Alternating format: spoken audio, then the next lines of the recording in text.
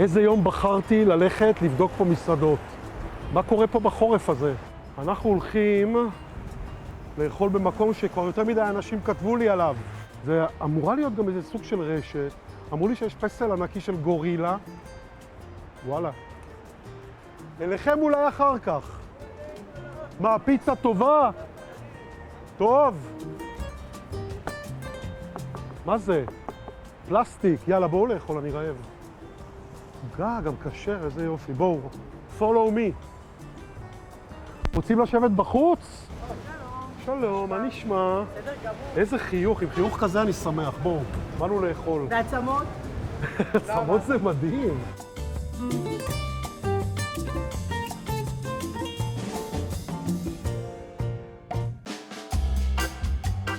הבנתי שיש כאן הכל, מכל בכל, זה נכון? כן. הבעיה. מלבד בשר, יש לך פה הכל... אין בשר, זה דגים ו... דגים, פסטות, ארוחות בוקר, דברים ממש טובים. אוקיי. אני אומר דבר כזה, בשביל לטעום צריך לבדוק פיצה אחת. איזה פיצה? יש לך כמה? בוא ניקח את הבורטה, ניקח פתאי, אני רואה שיש גם אסיאתי, יש פה הכל בקיצור. אנחנו באיטליה, תאילנד, בעיקר איטליה. שקשוקות. גם ישראלי, מזרח תיכון. איזה פתאי אתה רוצה? סלומון או רגיל? יש לך ירקות. סלמון אפשר. סלמון. כן. כן. ובוא ניקח איזה ראשונה גם שנבין מנגד מה מי. עם הרנצ'יני וכאלה? אתה אוהב את זה? כן, ניב הכל. ממליצה על הרנצ'יני. וזה סודה או משהו. בבקשה, זה הרנצ'יני. תודה רבה. בינתיים גם יצא לה שמש, הגשם נרגע. כאילו אנחנו נרגעים גם. יאללה.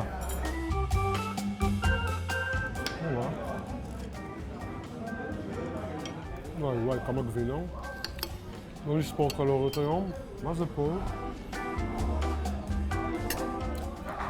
כמעט חטא על פשע, יש פה עוד פרמיז'נו בתוך, בין העיגולים. אני לא אגיד שזה הרנצ'יני הכי טעים שאכלתי בחיים שלי, אבל אני אגיד שהוא טעים. מה יכול להיות רע? גבינה מותכת, טיגון ורוטב. ומלצרית עם צמות. אני מת על הצמות האלה. אתה אוהב את עצמות? את רוצה לעשות לי צמות? אני מרגיש בחו"ל, גם כולם פה מדברים רוסית להם. ותדעו לכם שאנחנו יושבים בפריים לוקיישן, גם אנחנו רואים את הים, מפה, אנחנו קו ראשון למים. פיצה בורטה. אוללה, וואי. טוב, אני כבר קולט שיש פה way over דברים שלא צריך. למשל, לשים בורטה, שבפנים זה שמנת, אתם רואים? מה לזה ולפיצה?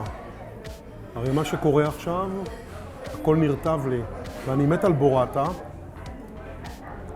אבל יש סיבה שבורטה היא לא על פיצה, אלא אם כן רוצים באמת להפוך אותה תראו, את הפיצה לדבר רטוב מאוד. איך אפשר לאכול את זה בכלל? אתם רואים? בעיה. וואי. וכמויות גבינה כמובן גם כן מוגזמות לגמרי.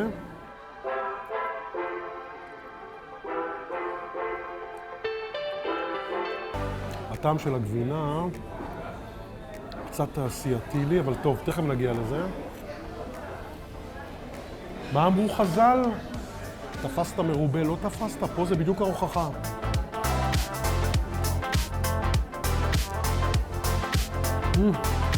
וואי.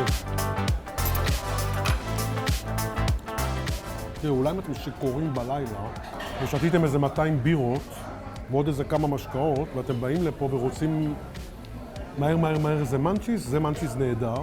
פיצה זה לא, זה בצק רטוב, מושקע בבורטה. בורטה זה דבר יקר דרך אגב. כאילו, יש פה השקעה כספית, אבל אין פה השקעה קולינרית, יש פה בעיות קשות של קולינריה. ועוד דבר שאני חייב להראות לכם, אתם רוצים לחתוך, תראו, בגלל ששמו יותר מדי גבינה, הבצק מתנתק מהגבינה. איך אנחנו מזהים הרי פיצה טובה? שזה לא מתפרק לך ככה. אוהבים את הערוץ שלי? בואו תראו לי אהבה, תעשו סאב, מנוי, תלחצו על הפעמון לקבל עדכונים. יש גם דרך מתוחכמת להראות לי תודה.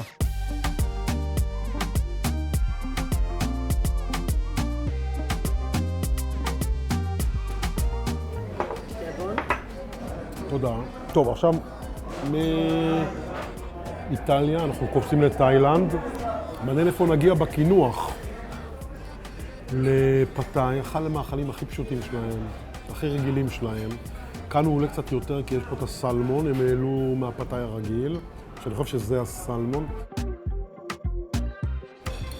טוב, בואו תראו, סלמון יבש, יבש, יבש, יבש. ומה שעצוב בזה, שסלמון דווקא זה דג, שאפשר היה לשמור אותו לא יבש, כי הוא מלא שומן. אבל ברגע שמקפיצים אותו, קשה נורא לשמור עליו. צריך להכין אותו בנפרד, לשים אותו, להתייחס אליו בכבוד, וכשעושים פסט פוד זה לא קורה. אז כבר הסלמון שלנו לא משהו. טוב, בואו נראה מה עם שאר הטעמים. אטריות אורז אני אוהב. בואו אני אגלה לכם סוד על האטריות אורז. נכון שלא מגישים אותם על דנטה, כמו של הפסטה של האיטלקים, אבל כשזה רך מדי, מדי, מדי, זה גם לא טעים. גם הן, יש להם סף סיבולת. הם התעללו בהן, הרגו אותן, הן פשוט מתות. אז פתאי בת ים יותר מתאים מאשר פתאי תאילנד. עכשיו אני שוקל אם בכלל אני רוצה קינוח. היידי תחליט. ממש לא יודעים שבפתאי מכניסים שיני שום שלמות. טוב, יש כאן בליד שלם. וואי, איזה גלים גבוהים. אני מסתכל על הים ואני נבהל. ראית מה הולך שם? מושלם. איזה גלים. מושלם. אם הייתי גולש, הייתי שם עכשיו. מה את ממליצה? מה שאת אומרת. הכל? טעים. הכל טעים. את מכינים את זה כאן או מביאים את זה? לא, זה של חברה של ביסקוט. מכיר בעל פה את כל הקינוחים של ביסקוט. את יודעת שהם עשו אקזיט של $500,000,000 שקל? את יודעת שהם קנו אותם ב$500,000,000 משהו כזה? בזכותכם? לדעתי הם טובים ממש.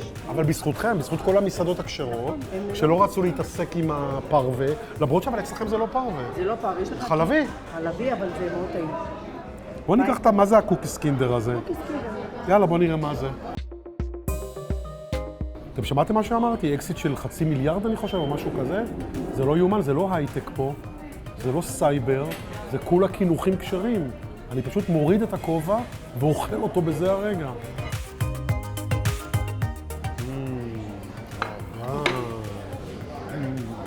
אתם מבינים? מעוגה שנכנסת למיקרו, הם עשו אקזיט של $500,000,000. אני מקנא.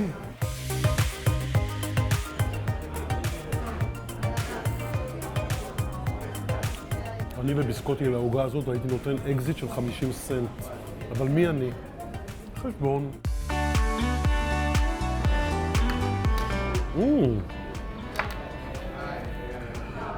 שלם 290 על הארוחה. בואו נראה, פיצה בורטה 68, ארנצ'יני 58, פתאי 86, קילי 12, והקוקיס קינדר 48. 290 שקלים. כן, איך שלא נסתכל על זה, זה נראה כאילו גורילה השתוללה כאן במטבח, לא? מה היה פה? הייתה השקעה כספית דווקא גבוהה. השתמשו במוצרים טובים, שמו לי בורטה, אבל איפה? על פיצה? חברים, טעויות קולינריות כאלה לא מקובלות עליי, אין מה לעשות. זה פשוט ברדק בצלחת מאלף ועד תף, וכל הטעמים פשוט מתפספסים, וראיתם. אז נכון, הארנצ'יני היה סביר, הקינוח, בינוני מינוס. כל השאר, בעיניי, לא אכיל.